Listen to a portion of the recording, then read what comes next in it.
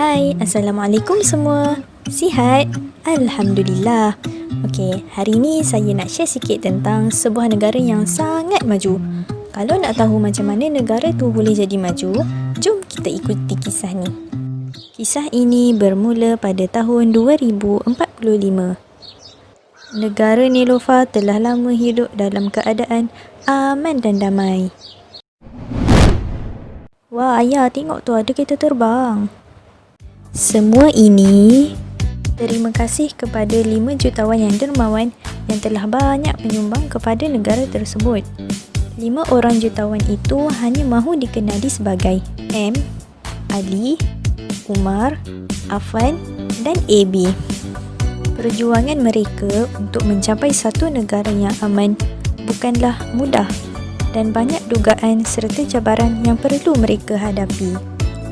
Terutamanya cabaran daripada satu kaum zalim yang tinggal di negara tersebut. Sebelum munculnya 5 jutawan yang dermawan ini, umat Islam yang tinggal di negara Nelofa ini sentiasa hidup dalam penindasan. Antara ketua kaum zalim yang menguasai negara ini ialah Abu Lahab, Abu Jahal dan Umayyah.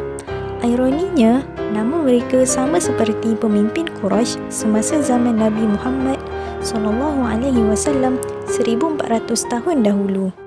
Antara amalan buruk mereka ialah mereka menipu dalam jual beli. Bang, nak yang untung bang. Oh, yang ni 10 gram RM10 je. Haha, dia tak tahu barang ni bukan asli. Mereka juga minum arak. Bukan itu sahaja ya kawan-kawan, mereka juga menyembah matahari, menyembah berhala dan menanam bayi perempuan hidup-hidup. Astaghfirullah, teruk bukan mereka ni? Ish. Tapi semua itu berlaku sebelum 5 jutawan Islam itu muncul. Kalau kawan-kawan nak tahu, 5 jutawan Islam ini tidak muncul secara serentak. Mula-mula hanya ada 2 orang sahaja dahulu, iaitu M dan AB. Misteri bukan? Sebab itulah nama mereka berdua sahaja yang paling misteri antara para jutawan semua. Walaupun mereka berdua telah berjuang untuk tegakkan Islam, namun mereka selalu mendapat kecaman dari puak yang zalim itu. Pengikut M dan AB yang masuk Islam ketika itu juga diseksa dengan teruk. Malah ada juga yang dibunuh. Kasihan bukan? Tapi kan, kenapa mereka menentang Islam ni ya? Kalau nak tahu, salah satu sebab mereka menentang ajaran Islam yang dibawa M dan AB ialah ekonomi berhala mereka akan terjejas. Keuntungan jualan berhala oleh syarikat berhala.co turun 100%, manakala kerugian pula meningkat kepada 100%. Tak jadi ni, kita kena singkirkan M dan AB. Mereka lah puncanya. Begini, apa kata kita siksa pengikut mereka? Cara yang macam ni mesti lebih berkesan. Selain itu, akan tiada lagi perjualan hamba jika mereka menerima Islam. 500 pound, 500. Macam mana ni bos? Jualan hamba pun menurun 100% juga ni. Manakala kerugian pula meningkat 120%. Tak kira, esok juga kita mula plan kita untuk menyiksa pengikut M dan AB tu. Betul.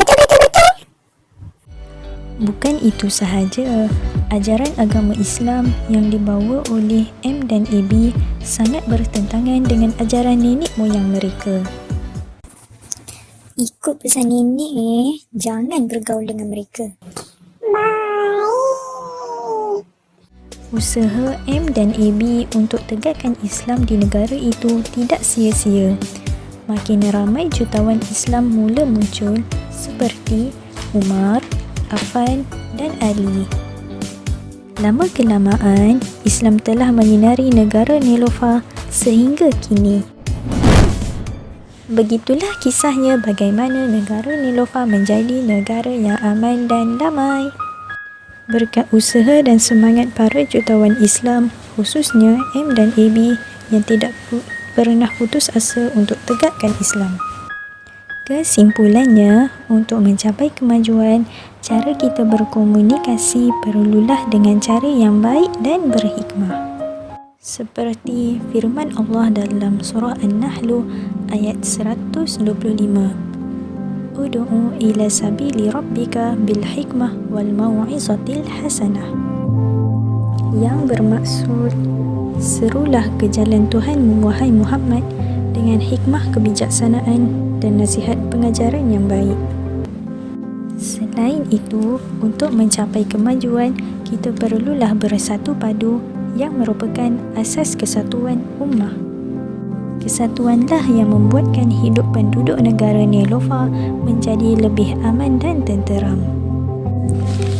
Mafhum hadis Al-mu'min lil-mu'min kal-bunyan yashuddu ba'duhum ba'dha. Seorang mukmin kepada mukmin yang lain itu seperti sebuah bangunan, sebahagian menguatkan sebahagian yang lain. Sampai di sini sahaja kisah kita hari ini. Sehingga kita berjumpa lagi. Assalamualaikum.